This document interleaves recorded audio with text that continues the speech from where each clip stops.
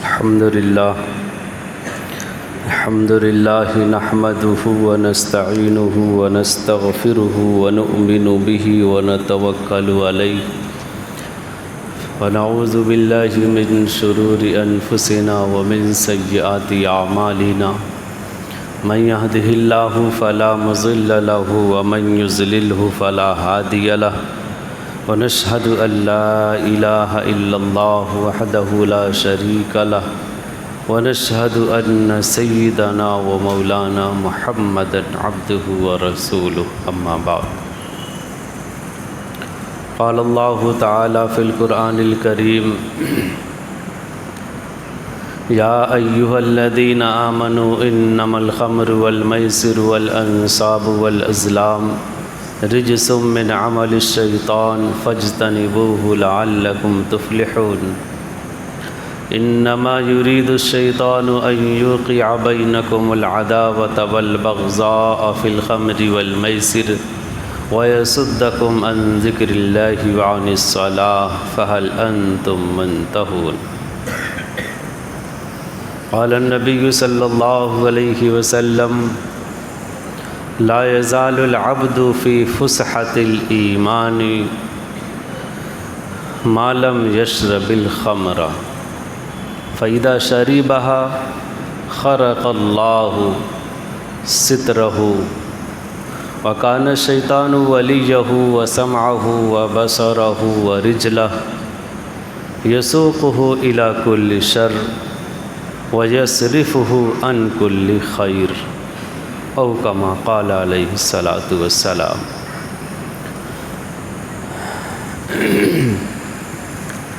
پچھلے ہفتے یہ بات آئی تھی کہ نشہ خوری اور شراب کی حرمت مختلف مرحلوں میں نازل ہوئی۔ پہلی بار قرآن کریم کی آیت آئی وَيَسْأَلُونَكَ عَنِ الْخَمْرِ وَالْمَيْسِرِ قُلْ فِيهِمَا اسْمٌ كَبِيرٌ وَمَنَافِعُ لِلنَّاسِ وَإِسْمُهُمَا أَكْبَرُ مِن نَّفْعِهِمَا، کہ یہ لوگ آپ سے شراب اور جوئے کے متعلق پوچھ رہے ہیں، اے نبی آپ ان سے کہہ دیجئے کہ ان دونوں میں تھوڑا سا فائدہ بھی ہے، تھوڑا سا نفع بھی ہے، لیکن نفع کمتر ہے، کم درجے کا ہے، اور نقصان بڑا ہے۔ اسمہما اکبر من نفعہما، کہ ان دونوں میں گناہ بہت زیادہ ہے بنسبت ان کے نفع کے۔ یہ آیت جب نازل ہوئی تبھی بہت سے صحابہ کرام نے شراب سے ہاتھ کھینچ لیا تھا، لیکن کلی طور سے چونکہ شراب حرام نہیں ہوئی تھی اس لیے پھر بھی بعض صحابہ شراب پیتے رہے۔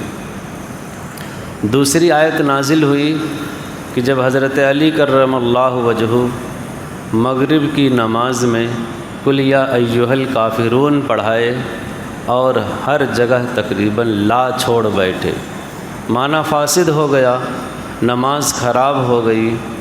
اللہ رب العزت نے اس وقت دوسری آیت نازل کی یا ایھا الذین آمنوا لا تقربوا الصلاۃ وانتم سکارى حتی تعلموا ما تقولون، اے ایمان والو تم نماز کے قریب بھی مت جاؤ نشے کی حالت میں، یہاں تک کہ تم سمجھنے لگو، یعنی نشہ اتر جائے۔ دوسری آیت نازل ہوئی تو بہت سے صحابہ کرام جو بھی پیتے تھے ان میں سے بہت سے صحابہ کرام نے اپنے ہاتھوں کو کھینچ لیا اور شراب کو بالکلیہ ترک کر دیا، لیکن پھر بھی چونکہ پورے طور سے حرام نہیں ہوئی تھی اس لیے کچھ صحابہ کرام پیتے تھے، یہاں تک کہ تیسرا واقعہ رونما ہوا۔ ایک دعوت تھی، لوگ کھانا کھائے اور کھانے کے بعد چونکہ شراب حرام تھی نہیں مکمل طور سے، اس لیے کھانے کے بعد شراب بھی چلی۔ عرب کا دستور تھا کہ جب کبھی موقع ہوتا تھا اس طرح کھانے پینے کا تو دعوتوں کے بعد وہ اشعار بھی پڑھا کرتے تھے۔ اسی دستور کے موافق ایک صحابی کھڑے ہوئے مہاجر، اور انہوں نے شعر پڑھنا شروع کیا جس میں اپنے آبا و اجداد کے فضائل بیان کیے۔ سب نشے کی حالت میں تھے۔ کچھ حضرات، ایک انصاری صحابی کو خراب لگا، ٹوکا، بات اتنی بڑھی، تو میں اتنی بڑھی کہ مار پیٹ کی نوبت آ گئی۔ چونکہ دعوت تھی، اچھا خاصا ہو سکتا ہے نلہ بھی کھائے رہے ہوں، ہڈیاں تھوڑی بڑی رکھی ہوئی تھی دسترخوان پر۔ وہ صحابی اٹھا کر کے دوسرے کو ہڈی سے مار دیے، سر کھل گیا، خون جاری ہو گیا، کہ لڑائی جھگڑے کی نوبت آ گئی۔ اللہ کے رسول کو خبر کیا گیا کہ اللہ کے رسول رات دعوت میں ایسا حادثہ ہو گیا۔ اللہ کے رسول نے بتایا کہ ابھی رات میں ہی آیت بھی نازل ہو گئی، یا ایھا الذین آمنوا انما الخمر والمیسر والانصاب والازلام، کہ اللہ رب العزت نے تمہارے ان اعمال کو دیکھ کر کے مسلمانوں اب کلی طور سے شراب کو حرام قرار دے دیا۔ جو آیت میں نے شروع میں پڑھی وہ تیسری آیت ہے، تیسرے ملحرے کی، جبکہ مکمل طور سے شراب کو حرام کیا گیا۔ اے ایمان والو، انما الخمر شراب، والمیسر جوا، والانصاب بت پرستی، مورتی پرستی، آستانہ پرستی، والازلام اور جوئے کے تیر وغیرہ، پانسے وغیرہ، یہ سب حرام قرار دے دیے گئے۔ رجسن آگے لفظ استعمال ہے، یہ گندگی ہے، ناپاکی ہے، یہ چاروں چیزیں من عمل الشیطان، اور یہ سب شیطانی کام ہیں۔ جوا بھی، شراب بھی، بت پرستی بھی، اور اس طرح جوئے کے تیر پھینک کر کے حصہ وصول کرنا، یہ سب ناپاکی ہے، گندگی ہے، شیطانی عمل ہے۔ فَاجْتَنِبُوهُ، اے ایمان والو تم ان سے اجتناب کرو، اب آج کے بعد ان سے بچ کر کے رہو۔ لَعَلَّكُمْ تُفْلِحُونَ، تاکہ تمہیں فلاح حاصل ہو، کامیابی حاصل ہو۔ کامیابی کا مدار شراب کے چھوڑ دینے پر کر دیا گیا۔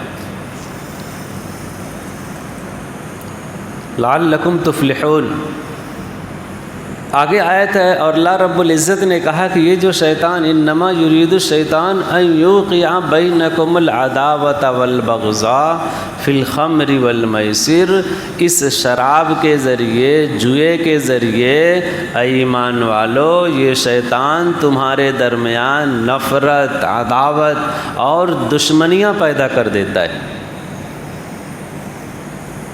لہٰذا اب تم ان سے بچ کر کے رہو۔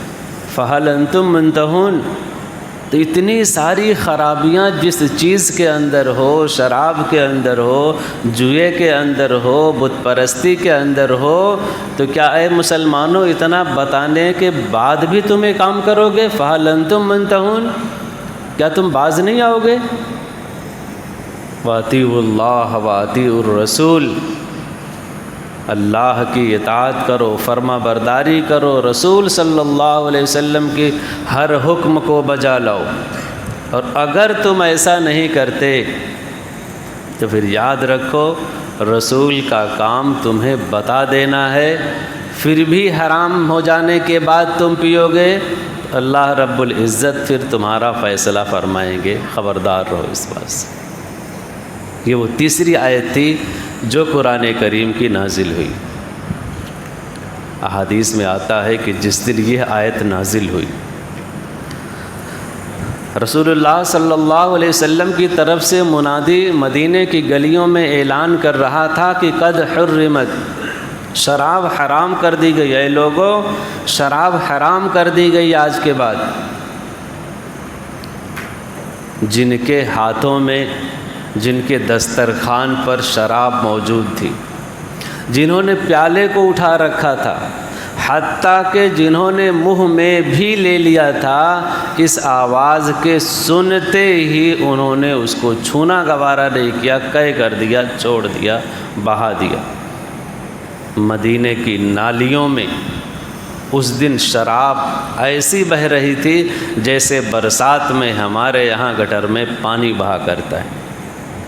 ایسا صحابہ کرام نے اللہ اور اللہ کے رسول کے حکم کے آگے اپنا سب کچھ نثار کر دیا، قربان کر دیا۔ ایک حکم کے آگے اللہ کے رسول نے ندا لگائی، قد حرمت، اے لوگوں شراب حرام ہو گئی، سارے لوگوں نے ختم کر دیا۔ حتیٰ کہ جن برتنوں میں وہ شراب رکھی ہوئی تھی وہ مشکیزیں اور وہ مٹکیاں بھی توڑ پھوڑ کر کے بہا دیا گیا۔ ایک صحابی ہیں کیسان، اتفاق ایسا کہ وہ تاجر آدمی تھے اور باہر ملک سے وہ شراب خرید کر کے لا رہے تھے، حرام تھی نہیں جب گئے تھے، اور سارا اثاثہ انہوں نے، سارا مال اپنا سب کچھ لگا دیا تھا اور اچھی سے اچھی شراب وہ خرید کر کے لا رہے تھے۔ ابھی مدینے کے باہر ہی پہنچے تھے کہ پتہ چلا کہ مدینے میں یہ اعلان ہو رہا ہے کہ شراب حرام کر دی گئی۔ وہ سوچنے لگے کہ اب ہم کیا کریں۔ انہوں نے فیصلہ کیا کہ ایک کام کرنا چاہیے، اللہ کے رسول سے ملاقات کرنی چاہیے۔ آئے، اپنا سارا سامان مدینے کے باہر چھوڑ دیے،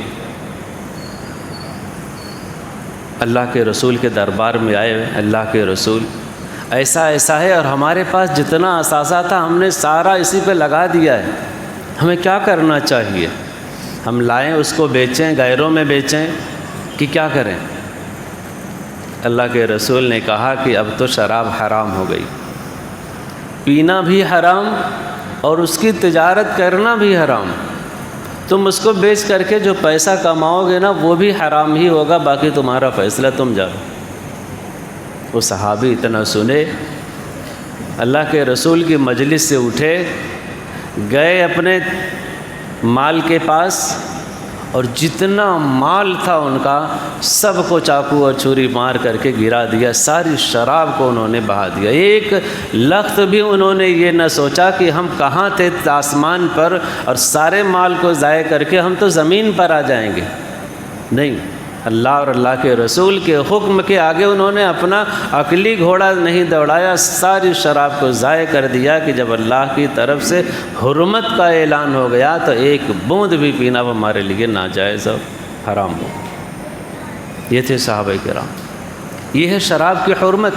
اور صرف قرآن کریم میں نہیں، حدیث میں بھی مختلف انداز سے مختلف کتابوں میں شراب کی حرمت کے الفاظ آپ کو ملیں گے۔ کہیں ملے گا فَإِنَّهَا أُمُّ الْخَبَائِثِ کہ شراب یہ تمام برائیوں کی جڑ ہے۔ کہیں ملے گا فَإِنَّهَا مِفْتَاحُ كُلِّ شَرٍ کہ شراب پینا، نشے کی عادت، شراب کی عادت یہ ہر برائی کی کنجی ہے۔ جگہ جگہ آپ دیکھیں، ایک حدیث میں آپ کو ملے گا کہ جب کوئی بندہ شراب پیتا ہے مومن، تو اندر سے اس کا ایمان قسم کھا کر کے اس سے کہتا ہے کہ اے بندے، تو اس حرام چیز کو گلے کے نیچے میرے پاس مت اتار، اس لیے کہ میں اور یہ شراب یعنی حرام چیز کبھی ایک جگہ نہیں رہ سکتے، اور اگر تو پیے گا تو میں تیرے پاس نہیں رہوں۔ یتنفر، ایمان بدکتا ہے اس نشیری سے، اس نشے سے، اس شراب سے، اور اگر آدمی پی لیتا ہے تو وہ ایمان اس کے باہر آ جاتا ہے، ایمان کی لذت ختم ہو جاتی اور 40 دن تک اس کی نماز قبول نہیں ہوتی، اور پھر اس کو زندگی بھر کبھی وہ حلاوت، وہ کیفیت جو شراب پینے سے پہلے تھی، جو اس نشے کے پہلے ہوتی، کبھی زندگی بھر حاصل نہیں ہوتی، چاہے توبہ ہی کر لے تو کیا ہو۔ یہ سب حرمتیں ہیں۔ کہیں کہیں پر آپ کو ملے گا کہ شراب پینے والا، نشے کا عادی جو نشیڑی ہوتا ہے، وہ ایسے ہی ہے جیسے کوئی بت پرستی کرنے والا۔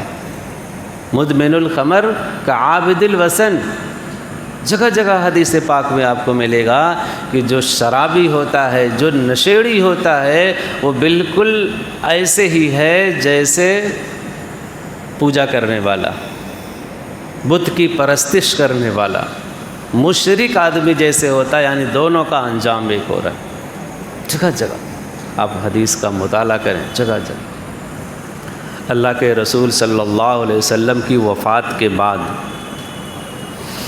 ایک مرتبہ حضرت صدیق اکبر رضی اللہ عنہ، حضرت عمر رضی اللہ عنہ اور چیدہ چیدہ بڑے بڑے صحابہ کرام بیٹھے ہوئے تھے کسی مجلس میں۔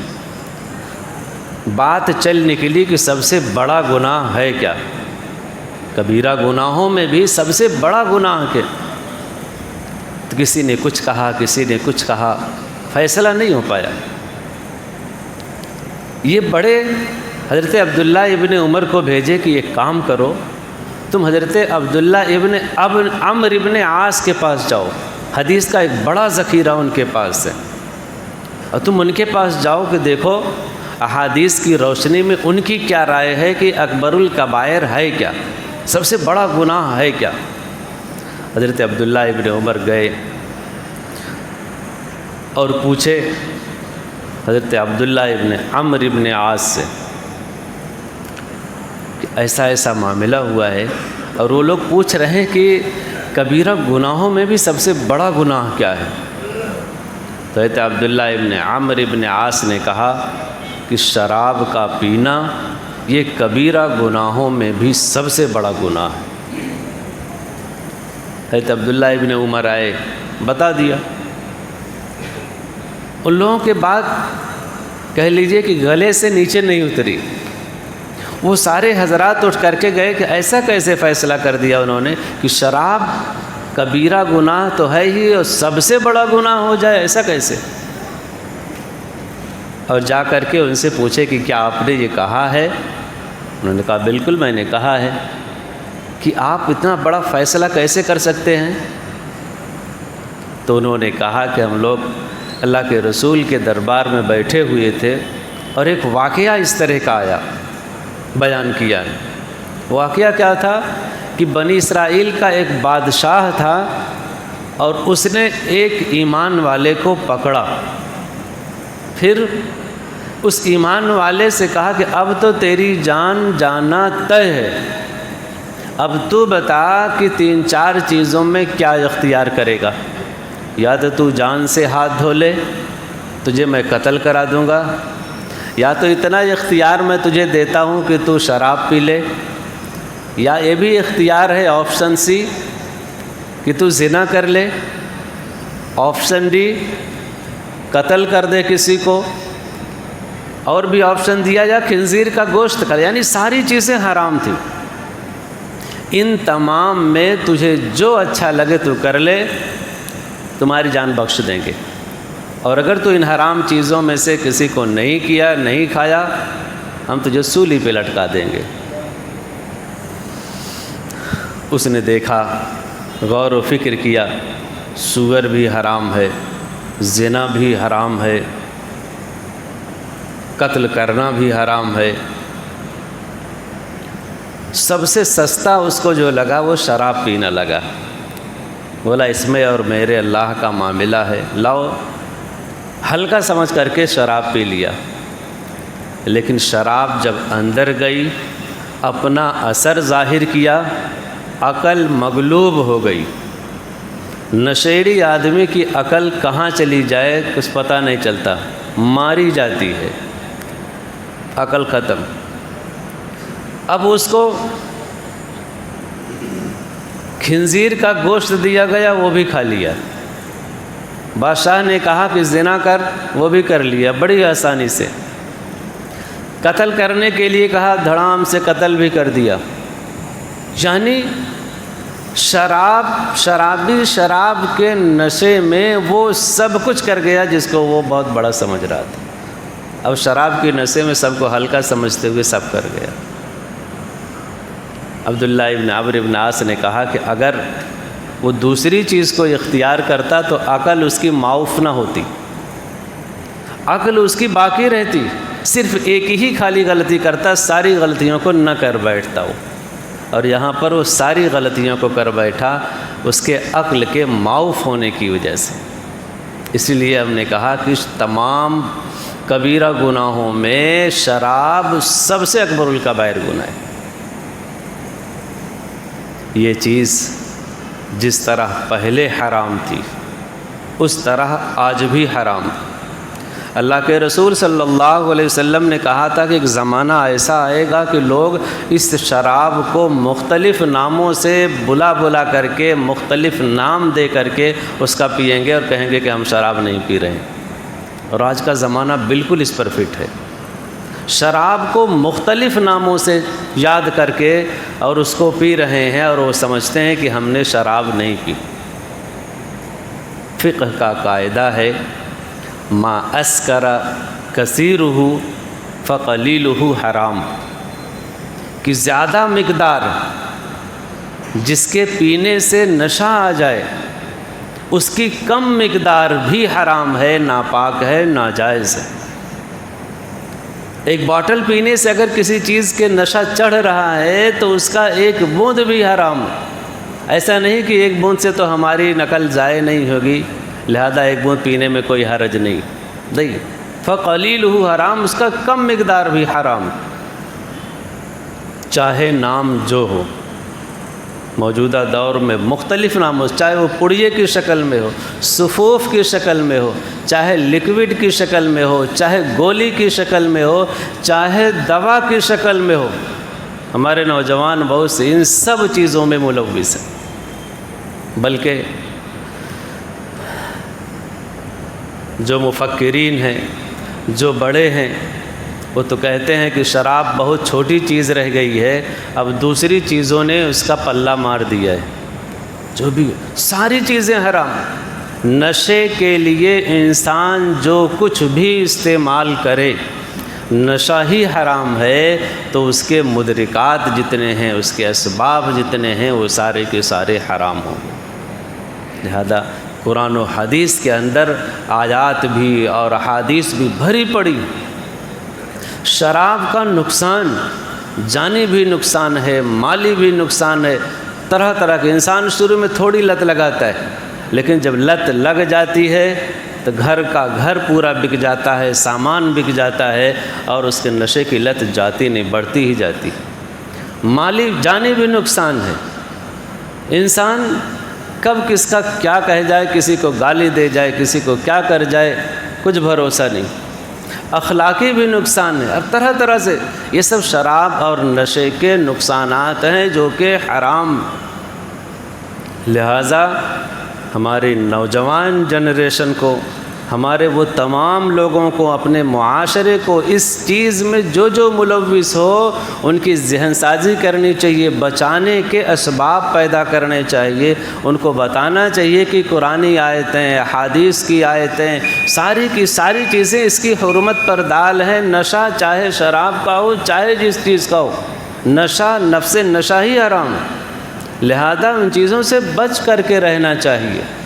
اس کے مختلف اسباب پیدا کرے، معاشرے کے اندر جو بڑے لوگ ہیں اس طرح نوجوانوں کی میٹنگیں کریں، ان کو لیں، ان کو سمجھائیں، خوف خدا ان کے اندر پیدا کریں، اللہ رب العزت کا ڈر ان کے پیدا کریں، شریعت پر چلنا ان کے لیے اس طرح کا ماحول بنائیں۔ یہ مختلف اسباب ہے جن چیزوں سے یہ لت اور نشے کی عادت چھڑائی جا سکتی ہے، اس لیے کہ یہ ایک حرام چیز ہے اور کبیرہ گناہوں میں سب سے بڑا گناہ ہے۔ لہٰذا اگر کہیں پتہ چلے تو ان لوگوں کو سمجھانا چاہیے، بتانا چاہیے، اور سماجی بائیکاٹ بھی کرنا۔ ایک دوسری حدیث میں آپ کو سناؤں کہ اس حدیث کے اندر لعنت فرمائی گئی۔ اللہ کے رسول نے فرمایا کہ اگر کوئی آدمی شراب بناتا ہے اس پر بھی لعنت، پیتا ہے اس پر بھی لعنت، پلاتا ہے اس پر بھی لعنت، شراب کو کسی کے لیے لے جاتا ہے لے جانے والے پر لعنت، شراب کو بیچ کر کے، نشے کو بیچ کر کے پیسہ کماتا ہے، اس پیسے پر بھی لعنت اور حرام ہے۔ اس طرح اس حدیث میں 10 چیزیں گنوائی گئیں۔ لہذا جو لوگ مسلمان ہو کر کے اس طرح نشے کی چیزوں کا کاروبار کرتے ہیں، ان کو بھی غور کر کے اپنے گریبان میں سوچنا چاہیے کہ ہماری یہ کمائی چند پیسوں کے لالچ میں ساری کی ساری حرام جا رہی ہے۔ ان چیزوں سے انہیں غور اور فکر سے بچنا چاہیے، بھلے آمدنی کم ہو لیکن حلال اور جائز آمدنی ہو۔ اللہ رب العزت اس چیز سے بچنے کی توفیق عطا فرمائے۔ وآخر دعوانا الحمدللہ۔